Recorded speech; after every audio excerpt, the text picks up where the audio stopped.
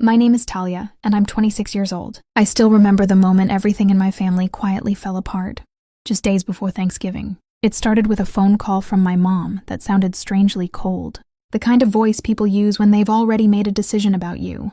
I was standing in my apartment kitchen, staring at the grocery list I had been making for the trip home, when she said something that made my heart drop.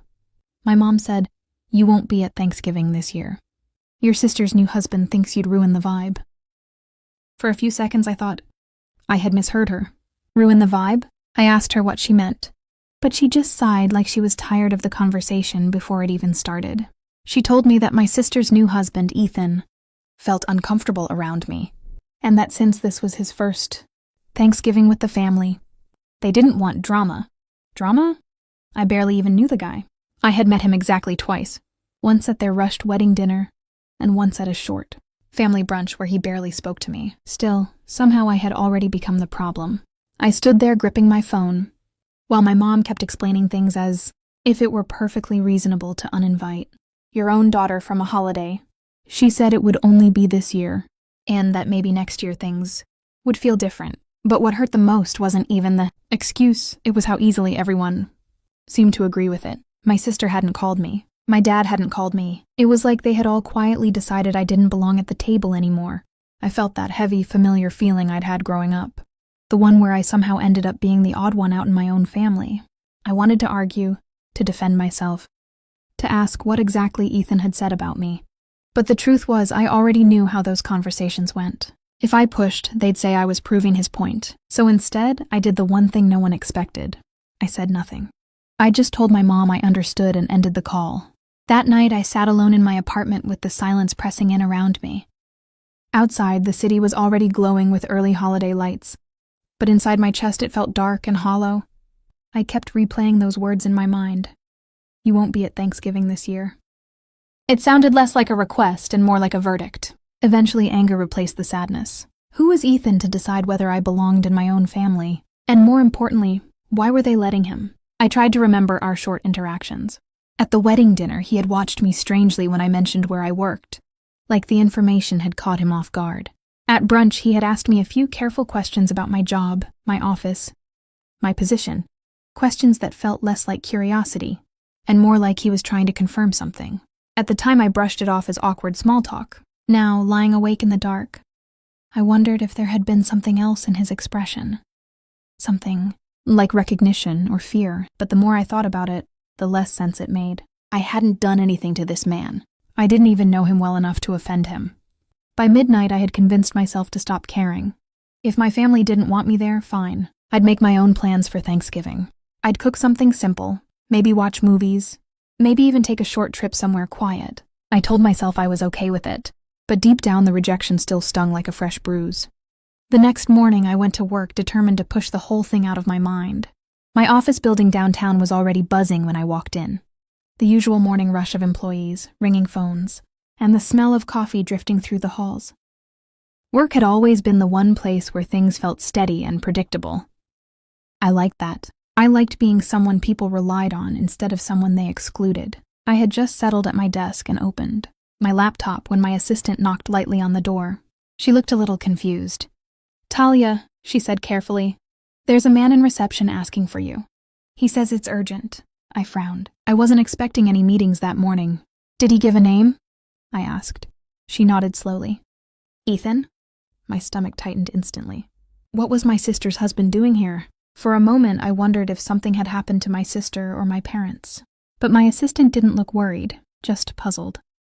I stood up, smoothed my jacket, and walked out toward reception, my thoughts racing with questions. When I turned the corner and saw him standing there, he looked nothing like the calm, polite guy I had met at the wedding. He looked tense, almost panicked. The second his eyes landed on me, his face went pale like he had just seen a ghost. For a split second, neither of us moved. Then suddenly everything exploded at once. His chair scraped loudly against the floor as he shot to his feet, staring at me with wide, terrified eyes. And right there in the middle of my office reception area, with employees turning to watch in confusion, he started screaming because the moment Ethan saw me standing in the reception area of my office, his entire body froze like he had just walked into a nightmare he never expected to see. For a second, the whole room went silent except for the faint humming of computers and the distant ringing of phones. Then suddenly his chair screeched backward as he jumped to his feet, staring at me with wide, panicked eyes. And right there, in front of my staff and half the people waiting in the lobby, he started screaming because he had just realized exactly who I was. No, this can't be right, he muttered first, shaking his head as if he were trying to wake himself up from a bad dream. But when I stepped a little closer, confused and trying to understand what was happening, his panic only grew worse. You work here?" he blurted out, his voice cracking. I frowned. "Yes, I do." "Why are you here?" The receptionist, my assistant, and several employees were staring between us, clearly sensing something strange unfolding. Ethan looked around the office lobby again, noticing the company logo on the wall, the security badges, the staff quietly watching us. His breathing grew faster, and suddenly his voice dropped into a whisper that sounded almost horrified. "You're Talia. Talia Morgan? The compliance director." I blinked. Yes. The moment I confirmed it, his face completely drained of color. His hands began shaking so badly he had to grab the back of the chair beside him. And then he said the one sentence that made the entire situation make sense. "Oh my God. Your sister didn't know." At that point, I wasn't confused anymore. I was irritated. "Know what?" I asked firmly. Ethan swallowed hard. "She didn't know you were the person investigating my company." The air in the room suddenly felt heavy.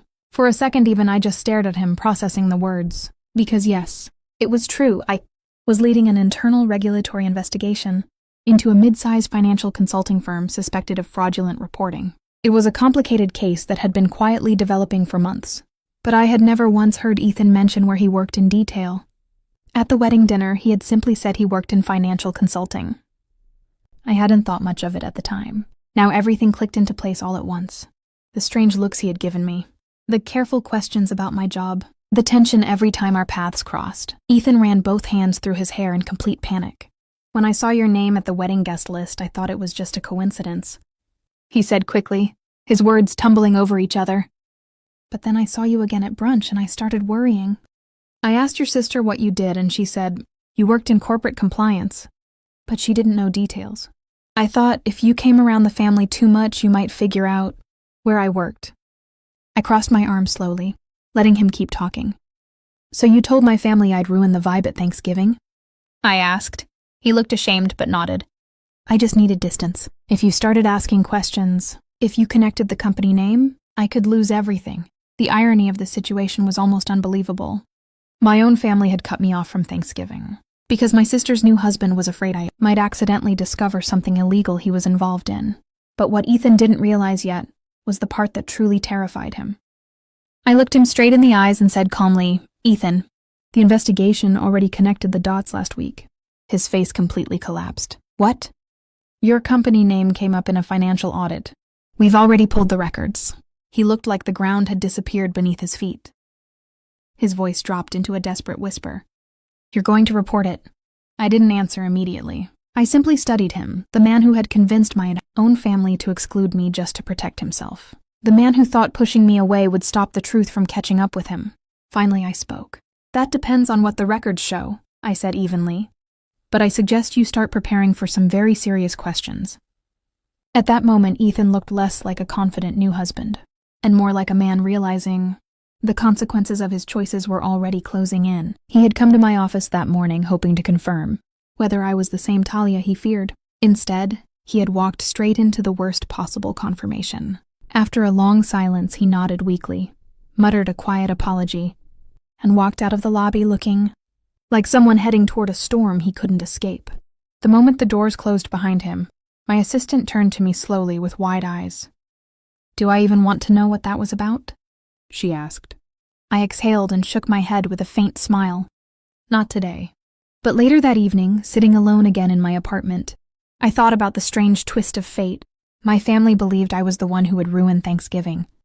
But the truth was, the only reason Ethan was afraid of me was because he already knew what he had done. And sometimes the truth has a way of showing up exactly where people least expect it.